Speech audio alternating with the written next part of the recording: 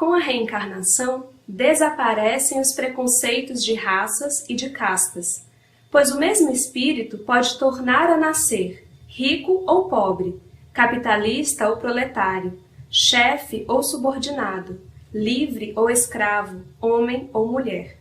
De todos os argumentos invocados contra a injustiça de servidão e da escravidão, contra a sujeição da mulher à lei do mais forte, nenhum há que prime em lógica ao fato material da reencarnação.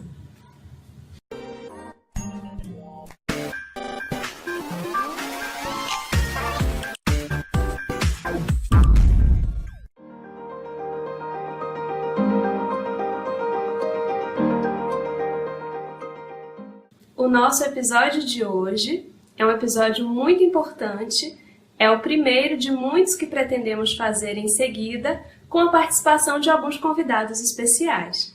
Hoje nós estamos aqui com a presença de Maíse Braga, que foi muito solícita aceitando o nosso convite. Nós estamos muito felizes e aproveitamos para agradecer, Maíse. Eu que agradeço. Maíse é palestrante espírita já há muito tempo, tem uma longa caminhada. Eu andei lendo que você começou no espiritismo ainda muito jovem, com 13, 14 anos, por conta até da mediunidade aflorando. E quando a gente vai estudar algo que tem um pouco de dúvida, nada melhor do que consultar pessoas mais experientes, do que consultar os universitários. E esse é um artigo que nós já havíamos lido alguma vez, está na Revista Espírita de dezembro de 1858 e fala sobre o papel da mulher. É um tema muito interessante, mas que suscitou várias dúvidas. E estamos aqui com a Maíse para esclarecer algumas dessas dúvidas. Antes de adentrarmos o artigo propriamente dito, eu queria que Maíse falasse brevemente sobre a importância do estudo da própria Revista Espírita, já que essa série de episódios que estamos gravando é exatamente um estudo aprofundado de alguns artigos da revista. O que você nos diz, Maíse? É um estudo que a gente pode abrir mão, pode prescindir, dizer, não, isso daqui foi só uma experimentação, não precisa estudar, porque a gente escuta algumas pessoas comentando isso, abrindo mão desse estudo. O que você disse pra gente? Você sabe, eu acho que elas abrem mão desse estudo porque está difícil que elas se convençam do quanto a doutrina espírita é estudar infinitamente, para nos transformar. A proposta da doutrina espírita é de mudança. Se você não estuda, você não sabe, você não muda. Há uns 12 anos atrás, eu peguei todas as revistas, os volumes das revistas espíritas e li. E eu fiquei impressionada com a minha ignorância, sobre Kardec, sobre essa figura extraordinária. A gente fala, foi codificador da doutrina, mas a gente não tem ideia, a não ser quando lê todos os volumes da revista espírita, o que ele foi, o que ele foi para a época, o que ele foi respeitado pelo pedagogo que era, mas o cuidado que teve de não se colocar como pedagogo para codificar a doutrina espírita. A inteligência, que com certeza era de muitas vidas, o compromisso espiritual, a fidelidade àquela ideia que ele trazia para o mundo, né, da qual ele era um intérprete. Então, tudo isso, essa genialidade, essa grandiosidade, nós deixamos de perceber. E a Revista Espírita traz, inclusive, uma das características extraordinárias dele, que hoje falta muito dentro da doutrina espírita, que é a questão de você responder a todas as diferenças. Ele fazia questão de responder às cartas de todos os adversários da doutrina. Ele não se considerava adversários pessoais, mas ele fazia questão de responder todos aqueles que criavam dificuldades para a compreensão da doutrina espírita. E o fazia dentro de uma lanieza de trato que só a época dele, o homem que ele foi, pode explicar. Então são tantos ensinamentos para a nossa personalidade e como tudo começou e deveria ter continuado, que é por isso talvez que muita gente fuja da leitura de obras tão importantes. Verdade. A próxima questão que a gente até anotou aqui, que veio com a leitura do artigo O Papel da Mulher, é assim. Nesse artigo, quem lê ou quem já leu vai perceber que Kardec usa uma linguagem poética e ele vai descrevendo algumas qualidades, inclusive qualidades físicas da mulher. Nós até grifamos algumas só para ilustrar, para quem não leu. Ele diz, por exemplo, assim: jovens mulheres, Deixai flutuar vossos cabelos, pois que Deus para isso os criou. A mulher deve ser simples no vestir, já saiu bela demais das mãos do Criador para ter necessidade de adereços. E Kardec escreveu isso na França em 1858. Quando a gente lê isso hoje, né? A gente está em 2017 e no nosso caso aqui no Brasil. Como ler isso, sabendo de todas as qualidades de Kardec, sabendo que de forma alguma ele era machista ou de forma alguma ele colocava a mulher de forma secundária, a gente até vai comentar mais adiante sobre isso, mas como ler isso, entendendo essa questão do contexto, os objetivos dele nesse artigo, como interpretar isso, Nancy? Eu acho que ele foi um homem do tempo dele. E acho também, e acho bonito demais quando ele escreveu isso, porque ele mostra o poder de sedução que ele queria mostrar que as mulheres tinham. Na simplicidade, né? A questão dos cabelos, ao longo do tempo, tudo muda, né? Embora para muitos homens e para mulheres também, isso pareça uma situação, uma questão importante. Uhum. E é preciso lembrar, inclusive, que Kardec foi casado com Amélie Boudet, que era 13 anos mais velha do que ele. O que já é uma quebra de paradigma. Já começa por aí uma quebra tremenda. E ele era apaixonado por ela. Há relatos de passeios que eles faziam, em que ele era extremamente romântico, subia nas árvores até com certa dificuldade, que ele era gordinho, para tirar frutas e endereçar a ela, que estava embaixo, sabe? Eu acho que existia sempre uma beleza no relacionamento dos dois. Tanto que quando ele desencarnou, ela dedicou a vida dela até o fim a não deixar morrer as ideias e a própria doutrina espírita. Então, essa ideia de doutrina. Então, eu acho impressionante que as pessoas, às vezes, por um detalhe, considerem que ele não foi correto ao dizer isso. Eu acho fantástico porque ele via tanta beleza na mulher que eu acho que ele percebia que qualquer fosse a maneira com que ela se apresentasse, e ele diz exatamente isso, quanto mais simples ela fosse, mais sedutora ela seria, porque a própria figura dela, exatamente, a própria importância dela na sociedade já significava toda uma sedução. Perfeito. Isso me fez lembrar, há um tempo atrás, quando o Evangelho segundo o Espiritismo fez aniversário, a gente estava lendo o livro Obras Póstumas, e aí aquele momento em que ele se recolhe para poder organizar, né, os artigos, os textos que entrariam no Evangelho segundo o Espiritismo, e aí lá no final do livro Obras Póstumas tem uma carta que, estando distante, ele estava em férias para poder se recolher por orientação dos próprios espíritas,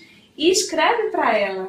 E é tão interessante assim, porque por muito tempo, na época mesmo da juventude, não que eu ainda não seja jovem, mas da juventude espírita, lá em Salvador, até por conta daquela imagem do quadro que a gente tem de Kardec, a minha visão dele era só de seriedade. De austeridade. De austeridade. E isso me afastava, né? Parecia algo assim distante, alguém que realmente se organizou a doutrina espírita.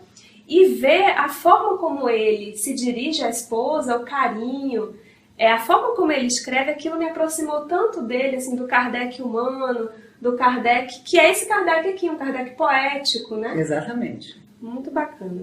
Uma terceira pergunta, que tem a ver com esse artigo e com outros artigos também. Tem um que fala sobre a mulher ter alma ou não ter, e aí vale a pena ler para poder saber o que é que o codificador fala sobre isso. Tem 2 artigos que são até em sequência, por conta de uma questão dos Estados Unidos na época, 1867, da mulher ter direito ao voto ou não, e ele se posiciona sobre isso, que é muito interessante. E aí, consultando esses artigos, a gente percebe que, apesar de o tempo inteiro ele trazer essa igualdade da mulher diante do homem de direitos, mas em vários momentos ele fala de uma diferença de atribuições, que o espírito não tem sexo, não tem gênero, mas existem momentos em que temos uma experiência no corpo feminino e em outros momentos a experiência no corpo masculino. E que existem atribuições, deveres, tarefas que são específicos a cada uma dessas experiências.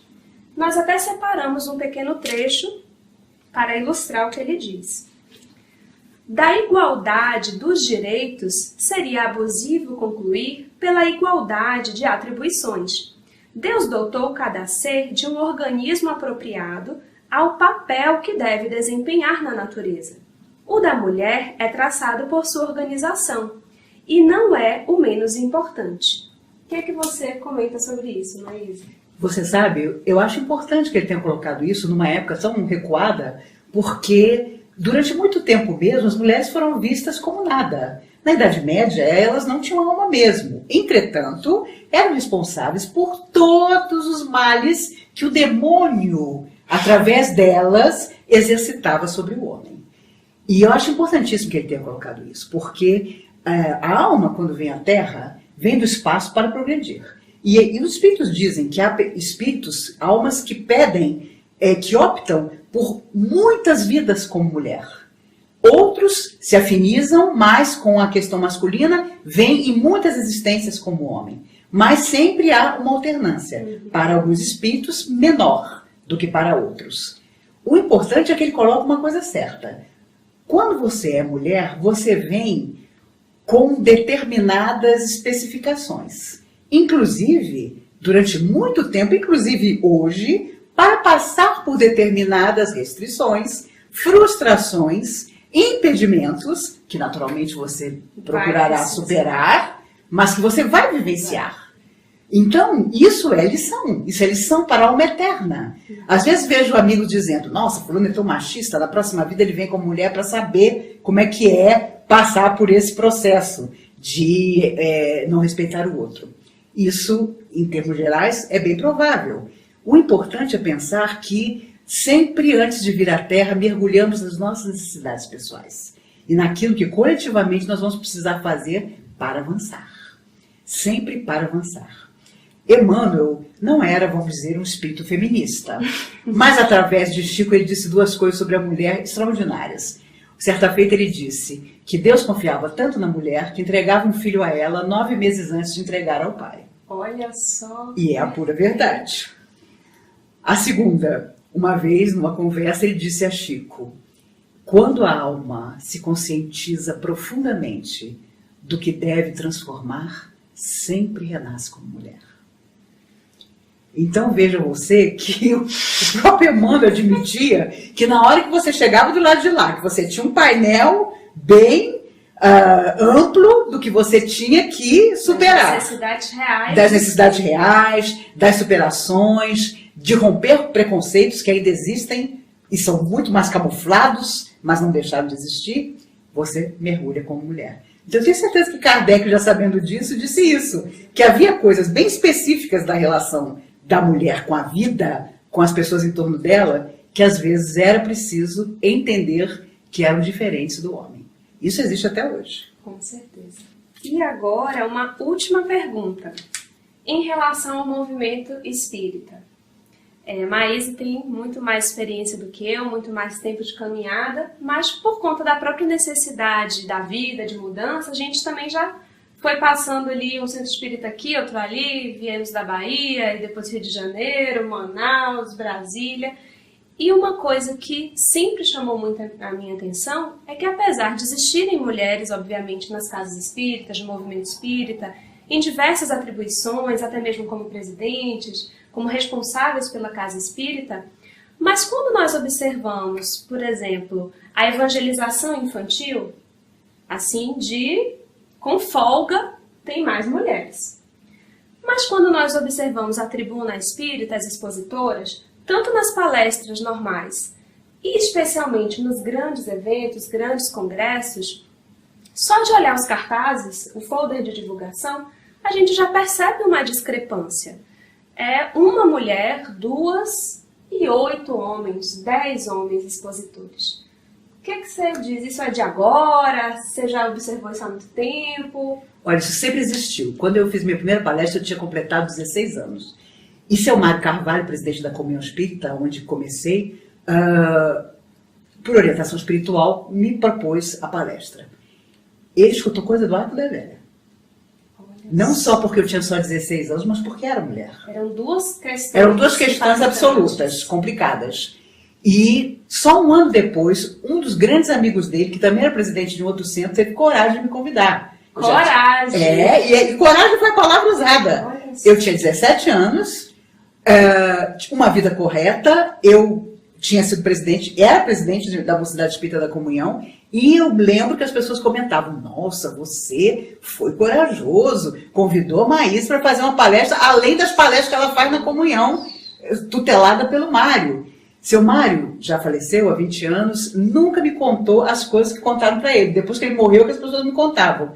E uma vez ele disse para mim, se alguém fizer qualquer comentário sobre o fato de você, uma menina, fazer palestra, diga que o presidente da casa, que sou eu, está sempre no último banco do salão ouvindo você falar. Eu nunca perguntei para ele por que ele me mandou dizer aquilo. Mas hoje eu entendo perfeitamente que ele devia escutar cobras e lagartos. Veja que não deve ser por acaso que poucas mulheres até hoje surgem como oradoras, não é? Elas são ótimas e muito aceitas como professoras de fase de estudo, como evangelizadoras, então nem se fala. Então, nos cabe uma indagação a nós que estamos dentro da doutrina espírita. Como é que dentro da doutrina espírita, se é que existe, pode haver preconceito ou obstáculo para que as mulheres façam uso da palavra? Não é? Isso é absurdo. Mas se ainda é detectado, vamos incentivar mulheres, jovens, garotas que frequentam a mocidade, ou que estão apenas dando aula de evangelização, ou fazendo pequenas leituras à frente da plateia, para que fiquem cada vez mais estudiosas e possam realmente desenvolver a palavra na direção daqueles que precisam. Porque a mulher é realmente a criadora da vida. Nenhum homem está na terra sem que um dia uma mulher tenha desejado que ele nascesse. Então só isso já mostra a nossa superioridade espiritual, não é? No sentido do espírito mesmo, da escolha que nós fazemos e da possibilidade de também mostrarmos ao homem que vamos seguindo juntos, sem a falsa competição, sem imaginar, não, eu preciso ser melhor que um homem. Isso ainda é complicado, ainda existe e precisa desaparecer. No dia que nós não estivermos sequer discutindo isso, então teremos chegado a verdadeiras conclusões. Mas você sabe, há tanta coisa ainda que nós precisamos resolver no mundo. Há tantas questões que não são discutidas e que são direitos da mulher, sim. Não é? Nós estamos falando e devemos falar de todas as mulheres do mundo. Então, como não defender as necessidades de todas as mulheres do mundo? Doutrina espírita não pode estar fora das discussões. E nós ainda estamos. Então precisamos sim nos colocar. E é absurdo que ainda exista quem diz, isso doutrina espírita não discute.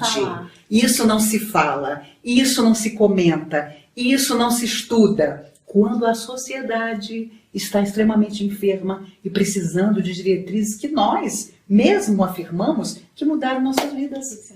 Então, como não levar essa proposta a um número imenso de pessoas? Eu sei que Chico Xavier dizia, nós nunca seremos milhões. E não seremos por quê? Porque a proposta da doutrina é realmente a mudança. E as pessoas querem deixar tudo como está, não é?